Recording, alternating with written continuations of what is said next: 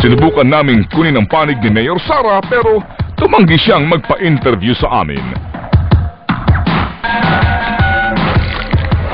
Ang nangyari sa Barangay Suliman ay halimbawa lamang ng mga informal settlers na sumasandal sa kanilang mga politiko dahil sa mga pangako.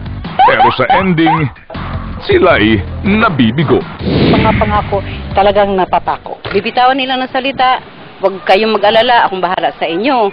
Mga pangako na yun, wala ni minsan naming nakakamit.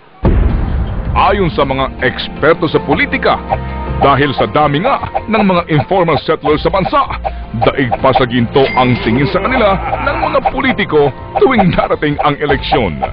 Mas malaki mahihita nila dun. Sa buong Pilipinas, merong 1.4 milyong pamilya ng mga informal settlers. Ayon yan sa Housing and Urban Development Coordinating Council o HUDCC. Take note, yan po ay mga pamilya na nakatira sa iisang bubong. Ibig sabihin, mas marami kung ang bilang ng mga butante sa isang bahay ang pag-uusapan.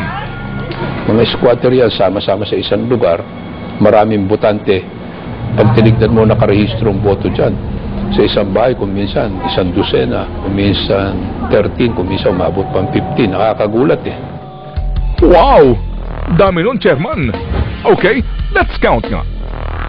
1.4 milyong pamilya. Times 12 na tao ang sabi ni Chairman. Gawin na lang nating 7 ang mga nasa voting age.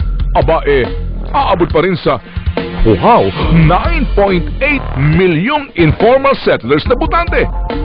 Patunay nga daw ang mga informal settlers sa Metro Manila na sa dami, kayang-kayang ipanalo ang isang politiko. Ang registered voters dyan, mga 6.2 million.